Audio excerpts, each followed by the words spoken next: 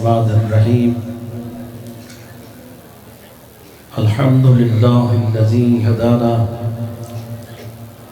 لهذا وما كنا لنهتدي لولا هدانا الله لقد جاءت رسل ربنا بالحق والصلاة والسلام على النبي الأمي المقي المدني والصاحب الحبيب وقاقب الدر الوقار والسقينة المدفون بأرض مدينة أبي القاسم محمد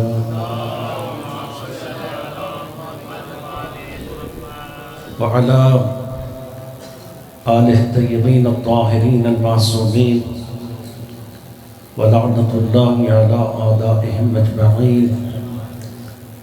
رب اشرح لي صدري ويسر لي أمري واحلل عقدة من لساني يفقهوا قولي. قال رسول الله صلى الله عليه وآله وسلم القرآن وعلي وعلي والقرآن. درود پڑھیں بآواز بلند آپ سب. ارشاد معصوم ہے ہم پر بلند آواز سے اس لیے درود پڑھو تاکہ تمہارے دلوں سے نجاست جاتی رہے، طہارت آتی رہے.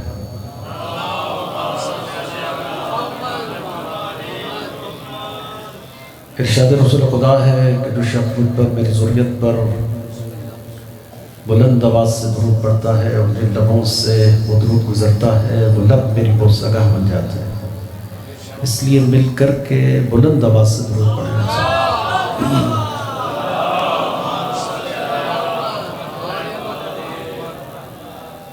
دعا ہے کہ پروردگار آپ تمام برادران ایمانی کی حاجتوں کو قبول فرمائیں اور جو تمنائیں ہیں، جو مرادیں ہیں، بارگاہ رب الحسین میں منظور اور مقبول ہوں.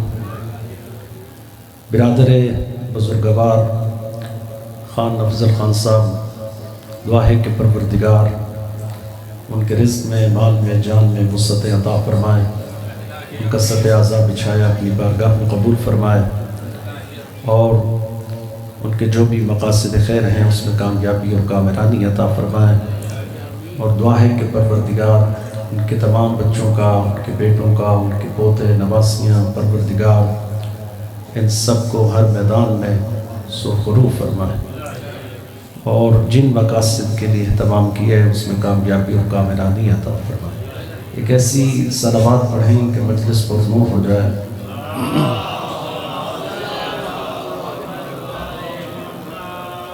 بہت مشکل ہوتا ہے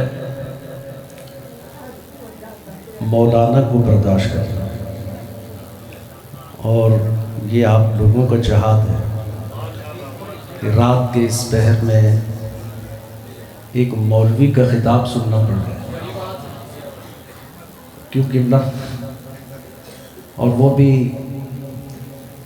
سر کے ماہر ترین سریلے اور میٹھے میٹھے ذاکرین کی بالکل جوف میں درمیان، یعنی مومنین کا مزہ ہی خراب ہو گیا.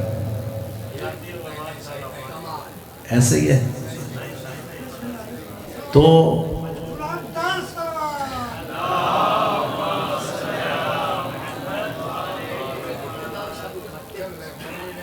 میں قبلہ اختیار شاہ صاحب ہمارے بزرگ ہیں اور دعا ہے کہ پروردگار ان کی زبان میں مزید تاثیر عطا فرمائے. ہمارے بھائی ہیں محسن عابد، بیمار کربلا کے صدقہ میں مولانا سے انتقام عاجلہ عطا فرمائے. میں بہت جلد آپ کی زحمتوں کو تمام کروں گا اور کوشش کروں گا کہ کم وقت میں جو پیغام ہے وہ آپ کی خدمت میں عرض کر سکوں. یاد رکھیے گا پیغمبر اسلام کی جس حدیث کو میں نے تلاوت کیا ہے، اگرچہ کہ مختصر ہے لیکن اس کا متن بہت وسیع ہے. القرآن وعلی مع القرآن. قبلہ مولانا شبر بھائی بھی موجود ہیں. تو علی قرآن کے ساتھ ہیں اور قرآن علی کے ساتھ ہے۔ اس کا مطلب صرف یہ نہیں ہے کہ علی قرآن کے ساتھ ہے، تو اس کا مطلب یہ ہوا کہ جو قرآن میں ہے وہ علی ہے، اور جو علی میں ہے وہ قرآن ہے۔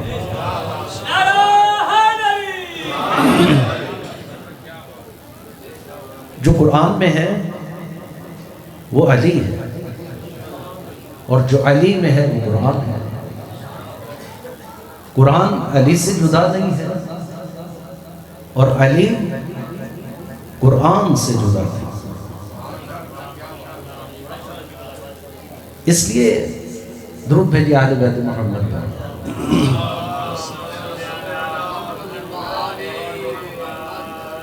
توجہات ہیں آپ کی؟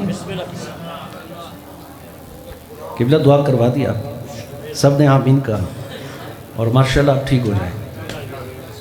تو ہاں بہت خوب جملہ کہا قبلہ نے کہ انسانی شکل میں اگر قرآن ہوتا تو علی ہوتا، اس لیے کہ اب یہ نہیں ہو سکتا کہ جب علی قرآن سے جدا نہیں تو علی کا چاہنے والا کیسے قرآن سے جدا ہو سکتا ہے؟ تو قرآن محور ہے، قرآن مرکز ہے، لہذا جس نے قرآن کو چھوڑا اس نے علی کو چھوڑا۔ اب یہ کوئی نہیں کہہ سکتا کہ قرآن کا دامن چھوڑ کر ہم علی کے دامن کو تھام لیں، اور علی کے دامن کو تھامیں اور قرآن چھوڑ دیں۔ پھر دو چیزوں سے خالی نہیں، آپ تو بھٹکے ہوئے ہیں، رہ جدا ہو جائے گی۔ وہ جو ذلت اور جو بستی اور جو جہالت ہے وہ اسی کا ہی مقدر ہے جس نے قرآن کو بھی چھوڑا اور علی کو بھی چھوڑا۔ تین ہی تو اعزاز تھے اسلام کے، ایک قرآن، ایک کعبہ اور ایک مسجد۔ یہ تین اعزاز اسلام کے تھے۔ اسلام کا پہلا اعزاز قرآن تھا، گھبرا تو نہیں گیا؟ پہلا اعزاز قرآن تھا، اور اللہ کے نبی نے اس اعزاز کو علی کے ساتھ جوڑا۔ القرآن مع علی وعلی مع القرآن کہتا ہے۔ اور دوسرا اعزاز کعبہ تھا۔ کعبہ ایک اعزاز تھا اسلام کا، مینارہ تھا، نور تھا، منزل ہدایت تھا، شرف تھا کہ جس کی طرف رخ کر کے ہم عبادت کرتے ہیں، اور عبادتوں کا محور یہ کعبہ بنا، یعنی کعبے کی طرف رخ کر کے سجدہ کرتے ہیں۔ یعنی اگر رخ کعبہ سے ہٹ جائے تو نمازیں منہ پہ مار دی جائیں گی۔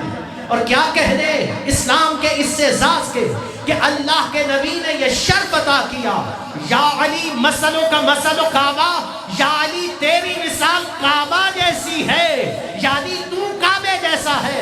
یعنی کہنا کیا چاہتے ہیں کہ جس طرح ہم نے کعبہ کو مرکز ہدایت بنایا، علی کو بھی مرکز ہدایت بنا رہے ہیں۔ مرکز ہدایت ہم علی کو بنا رہے ہیں۔ جس طرح تمہارے رخ سجدہ اگر کعبہ سے ہٹ جائے، اور اگر یہ رخ علی سے ہٹ جائے، قبلہ وقار بھائی ایسے ہی ہے، اگر یہ رخ کعبہ سے ہٹ جائے تو نمازیں منہ پہ مار دی جائیں گی، اور اگر تم علی سے ہٹ جاؤ تو عبادتیں منہ پہ مار دی جائیں گی۔ یہ محور ہے، گویا کہ یہ دوسرا اعزاز تھا اسلام، قرآن، کعبہ اور مسجد۔ مسجد تو وہ ہے نا جہاں آپ دن میں 5 مرتبہ آتے ہیں، دن میں 5 مرتبہ آپ کو مسجد میں آنا پڑتا۔ آپ نہیں آتے، یہ آپ کی قسمت یا مسجد کی قسمت، لیکن اعزاز تو ہوا نا اسلام کا، قبلہ مسجد۔ لہٰذا یہ مسجد کا اعزاز بھی اللہ کے نبی نے علی کو عطا کیا، اور کہا سد الابواب الا بابہ، مسجد کے تمام دروازے بند کر دیے گئے مگر علی کے دروازے کو کھول کر دنیا پر اعلان کر دیا کہ اب قیامت تک کے لیے اگر مسجد کا کوئی دروازہ کھلا رہے گا تو علی ابن ابی طالب کا دروازہ، علی کا دروازہ۔ لہذا سد الابواب الا بابہ، مسجد کے تمام دروازے بند کروا دیے مگر علی کے دروازے کو کھول کر رکھا، اور اس لیے کھول کر کے رکھا کہ مسجد مرکز اسلام بنے گا، محور اسلام بنے گا، شرف اسلام بنے گا۔ علی کے دروازے کو کھول کر اس لیے جا رہا ہوں کہ آپ جس کو جو لینا ہے وہ علی کے دروازے پر آئے گا، علی کے دروازے پر آنا پڑے گا۔ علی کے دروازے سے ہٹ جاؤ گے تو کیا ہو جاؤ گے؟ تباہ ہو جاؤ گے، برباد ہو جاؤ گے، ذلتیں، تباہیاں، بربادیاں تمہارا مقدر ہو جائیں۔ لہٰذا یہ علی ہے اور علی کی ولایت کو سب پر واجب قرار دیا، اس کے شرف، اس کی عنایت، اس کے کمالات، اس کے اظہارات کو کچھ اس انداز میں بیان کیا۔ لہٰذا اب وقت نہیں ہے، اور ملک نامور ذاکرین اس وقت جلوہ فکن ہے ممبر پر، اور میں زیادہ ان کو زحمت نہیں دینا چاہوں گا، ہمارے بزرگان ہیں، تو لہٰذا میں بہت تیزی سے گزر رہا ہوں۔ ولایت کے منابع میں ایک منبع ولایت آپ کی خدمت میں عرض کر کے بس میں آپ کی زحمتوں کو تمام کرنا چاہوں گا۔ کون ہے علی؟ کیا مزاج ہے علی؟ کیا شرف ہے علی؟ اور کیا اختیار ہے علی؟ علی کے اختیارات کی بات کروں، اس کے ولایت کے جوہر کی بات کروں تو آیت اللہ جوادی حاملی اس وقت قوم میں ایک بہت بڑی شخصیت ہے، 40,000 کے لگ بھگ اس وقت شاگردان ان کے درس میں ہوتے ہیں۔ آیت اللہ جوادی نے ولایت کے منابع میں ہزاروں کتب لکھی۔ تسلیم کوثر ایک بڑا باب ہے جو ولایت کا انہوں نے رقم کیا، تو اس کے اندر ایک بڑا خوبصورت جملہ لکھا، اور آیت اللہ جوادی عاملی کہہ رہے ہیں کہ جو کام اللہ کن فیکون سے لیتا ہے، جو کام اللہ، دلیس بھائی، عاشق بھائی، کتنا ہی عجیب ہے، جو کام اللہ کن فیکون سے لیتا ہے۔ آپ بتا سکتے ہیں کہ یہ کن فیکون سے اللہ کیا لیتا؟ یہ کن فیکون سے کیا لیتا ہے؟ کہتے ہیں ہو جا تو ہو جاتا ہے۔ اب فتوے نہیں لگائیے گا، فتوہ تو آیت اللہ جوادی عاملی پہ لگائیے گا۔ بھائی انہوں نے لکھا، اگر کسی کو حوالہ چاہیے، میں بھی اس جملے کو ایک مجلس میں پڑھا تو کچھ مولویوں نے بڑا عودھم مچایا اور باقاعدہ ویڈیو بیان جاری کر دیا کہ مولانا نے تو شرک کر دیا، اور پھر اس کے بعد تو میں نے اس کے جواب میں بہت سے ہمارے علماء نے بھی جواب دیا، اور ستم ظریفی ہے کہ اگر برداشت نہیں، آپ پڑھ نہیں سکتے تو بھائی ہمارا کیا قصور؟ آپ کتابیں پڑھیے، مطالعہ کیجیے، پھر پتہ چلے کہ مقام عالی کیا ہے۔ گویا آیت اللہ جوادی حاملی لکھتے ہیں کہ جو کام اللہ کن فیکون سے لیتا ہے وہ کام علی بسم اللہ کی بے سے لیتا ہے۔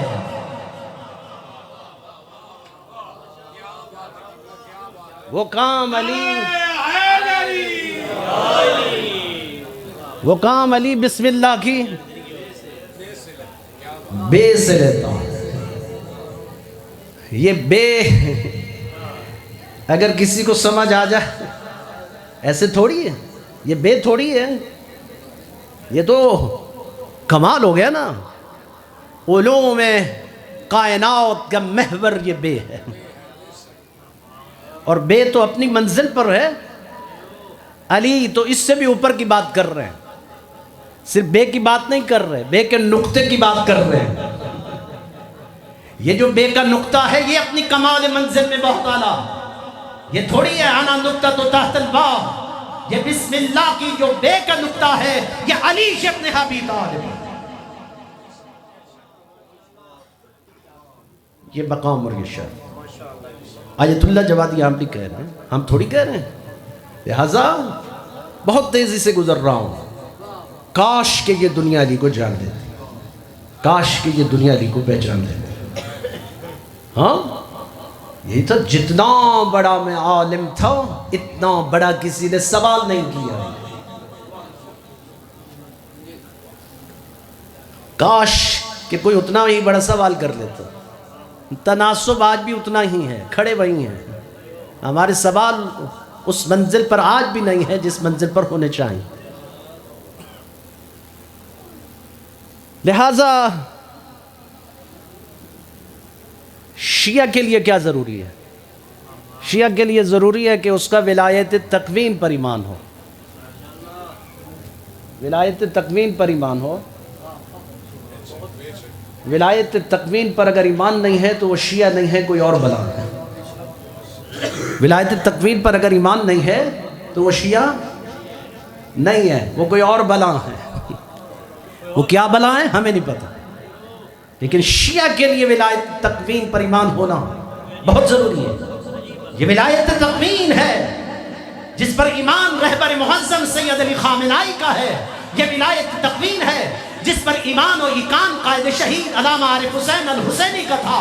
یہ ولایت تکوین ہے کہ اس وقت تمام منزل ایمان پر وہ تمام مقاومت کے وہ عظیم سپاہی اور مجاہد ہے جو اس وقت دنیا کے جابروں، دنیا کے ظالموں، دنیا کے فرعونوں اور دنیا کے نمرودوں سے ٹکر لے کر کے کھڑے ہیں۔ یہ ٹکر لے کر کے کھڑے ہوتے ہیں، ہر میدان میں سرخرو ہوتے ہیں، تو صرف ایک ہی بات ہے کہ ان کے پاس ولایت تکوین ہے، کوئی اور طاقت نہیں۔ اس ولایت تکوین کی طاقت کے بل بوتے پر کھڑے ہیں، اس ولایت تکوین کے بل بوتے پر دنیا کے جابروں کو شکست دیتے ہیں، دنیا کے ظالم نظام سے ٹکر لیتے ہیں اور دنیا کے سب سے بڑے ستمگروں کا مقابلہ کرتے ہیں، ان کی آنکھوں میں آنکھیں ڈال کر بات کرتے ہیں، گویا کہ یہ وہ حقیقی نمائندگان حق ہیں کہ جو مورچوں میں بیٹھ کر دعائے کمیر، دعائے ندبہ، دعائے جوشن صغیر، ماتم سید الشہداء برپا کر دشمن پر فتح یاب ہو جاتے ہیں۔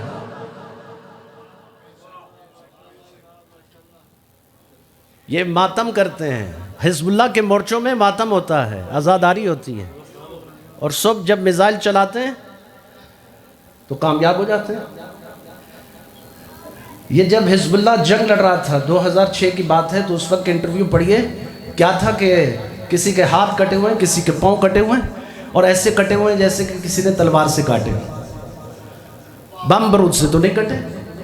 اچھا یہ بم برود سے کیوں نہیں کٹے اور تلوار سے کیوں کٹے ہوئے ہیں؟ تو آج بھی اسرائیل کے پاس جائیے، ان کے اسرائیلیوں کے آپ انٹرویوز لیجئے، وہ آپ کو بتائیں گے۔ وہ کہتے ہیں ہم کیا کرتے ہیں، ہم کیا کریں؟ جب ہم پر میزائل چلتا تھا وہاں سے یا علی مدد کی صدا آتی تھی، اور ادھر نقاب پوشا تھا، تلوار نکالتا، ہمارے ہاتھ اور پاؤں کاٹ کر چلا جاتا۔ یہ ولایت تکوین ہے۔ ولایت تکوین پر ایمان نہ ہو، آپ کبھی جنگ نہیں لڑ سکتے، آپ کبھی ظالموں کا مقابلہ نہیں کر سکتے، اس لیے کہ ولایت تکوین پر ایمان اور ایقان ہوگا تو یہ آپ کا عقیدہ ہے کہ جب بھی میں علی کو پکاروں گا تو وہ مددگار بن کر آ جائے، اور جس پر ایمان ہی نہ ہو تو وہ کیا خاک آئیں گے۔ لہذا یہ محور ہے۔ بس حالات حاضرہ پر بات کرنا چاہ رہا تھا، وقت نہیں ہے نا، اس وقت ہم کہاں جا رہے ہیں ہمیں خبر نہیں، ہم اس وقت کس منزل پر کھڑے ہیں کوئی جگہ نہیں۔ بہرحال میں سمجھتا ہوں اس وقت ہم سیاسی رول ادا کریں انشاءاللہ اس دھرتی کے اندر۔ قائد وحدت علامہ راجہ ناصر عباس جعفری اس وقت اپوزیشن لیڈر ہیں، سینٹ کے اندر آواز اٹھتی ہے، یہ پائیدار طاقتور آواز تشیع کی۔ آج سینٹ، پارلیمنٹ، آپ کے طاقتور اداروں، اور مجھے ان احمق شیعوں پر حیف ہوتا ہے جو کہتے ہیں امامے والے مولوی کا پارلیمنٹ کے کیا کام۔ ارے دشمن فضل الرحمان پارلیمنٹ کے اندر بیٹھے اور تمہارا کوئی نمائندہ نہ بیٹھے، اس سے بڑی اور خیانت کیا ہوگی دین کے ساتھ، مکتب کے ساتھ، احیاء کے ساتھ۔ ایسے ہی علامہ صاحب زندہ باد. کیا بات. راجہ صاحب فضل الرحمان بیٹھے, راجہ ناصر نہ بیٹھے. لعنت بے شمار. عجیب ہے بھائی. اعظم طارق کے بیٹا بیٹھے. راجہ ناصر نہ بیٹھے. یہ کل تک جن کی کٹائی پھٹائی ہوئی, جن کو سمجھ ہی نہیں ہے کہ قیام کے وقت سجدہ کرنا ہے اور سجدے کے وقت قیام کرنا. اتنے احمق ہیں.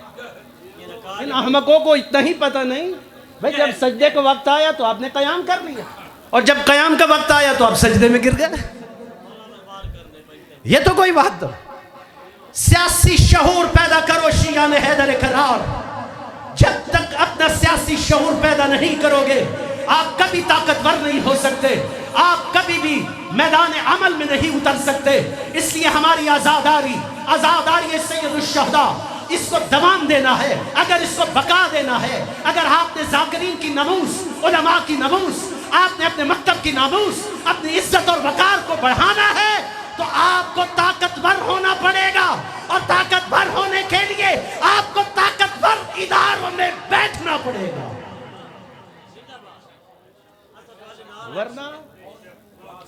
ورنہ کوئی آپ کو پوچھنے والا نہیں ہوگا, آپ کی کوئی آواز اٹھانے والا نہیں ہوگا.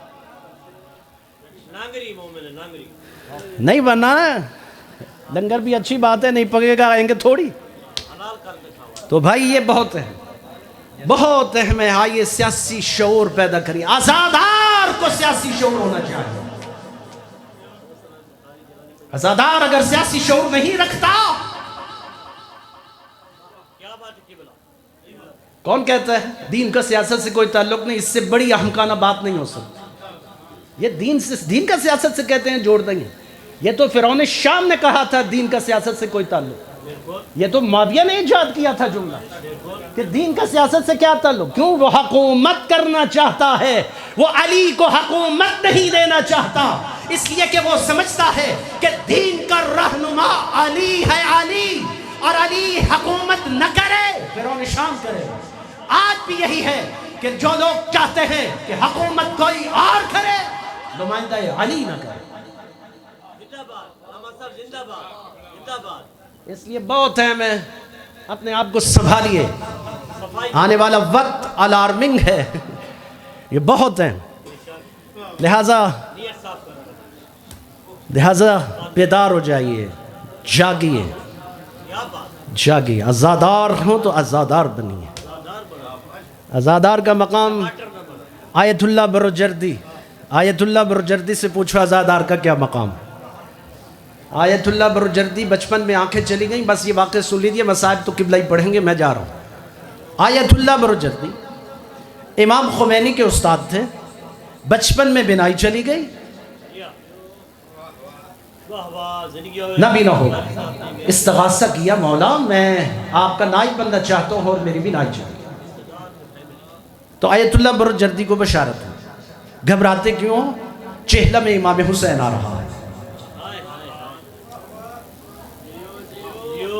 اور اس چہلوں میں امام حسین پر ماتمیوں کا دستہ جب ماتم شبیر برپا کرتا ہوا حرم امام میں داخل ہوا, اور جب خاک افشانی ہونے لگے, اور وہ خاک جب ماتمیوں کے ماتھے پر پڑے تو وہ خاک آلود خاک لے کر کے اپنی آنکھوں پر لگا لے.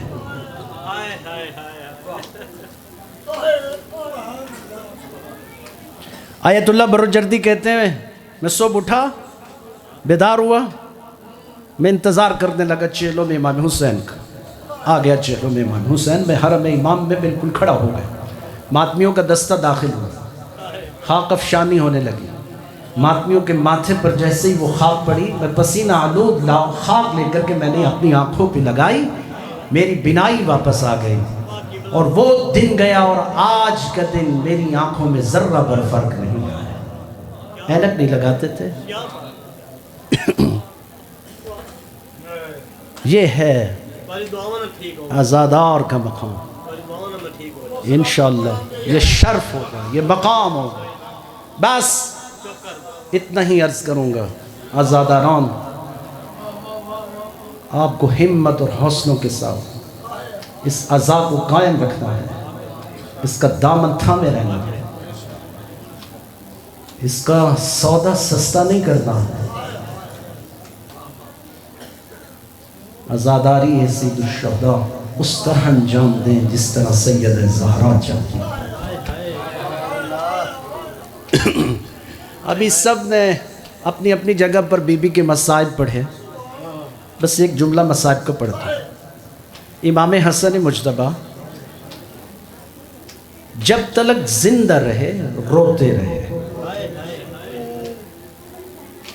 کسی نے پوچھا مولا بہت روتے، اور اکثر امام جو شارٹ کٹ رستہ ہوتا تھا نا مسجد نبوی میں جانے کا، وہ اختیار نہیں کرتے تھے، دوسرا رستہ اختیار کرتے تھے۔ کسی نے پوچھا مولا یہ دوسرا رستہ کیوں اختیار کرتے ہو، یہ جو بیچ والا رستہ ہے اس پہ کیوں نہیں آتے ہو؟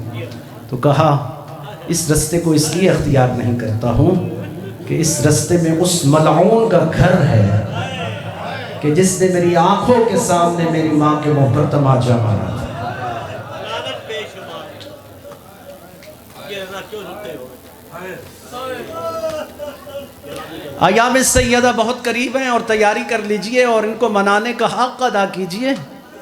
یاد رکھیے گا ہم ایام سیدہ کو اس طرح نہیں منا رہے ہیں جس طرح منانا چاہیے، ایام اعضاء کی طرح، جس طرح محرم میں ایک ماحول بناتے ہو اعضاء کا۔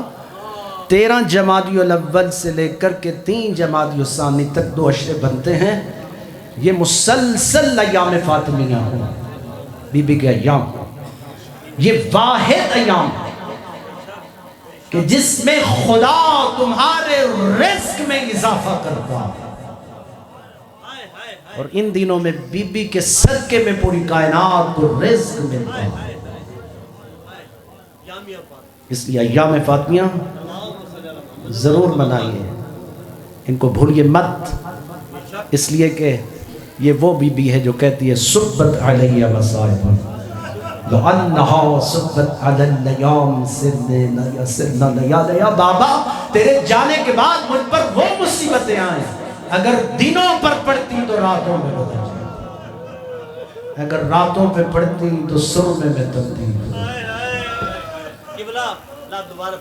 صبت علیہ مصائب لَأَنَّهَا صُبَّتْ عَلَى الْيَوْمِ سِرْنَا لَيَا۔ آخر کون سی ایسی مصیبت ہے جو بی بی آپ پر پڑی اور رات اگر دنوں پر پڑتی تو راتوں میں بدل جاتا ہے؟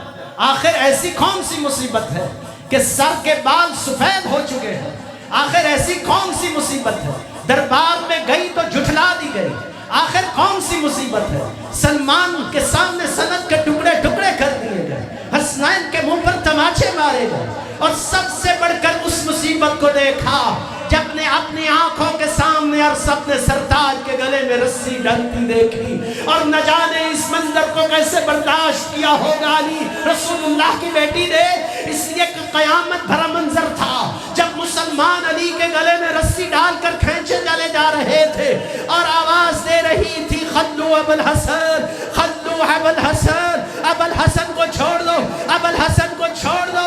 جب دیکھا کہ ابو الحسن نہیں چھوٹ رہے تو اپنا ہاتھ علی کے پہلو میں رکھا اور کہا ابو الحسن کو چھوڑ دو، آزادار۔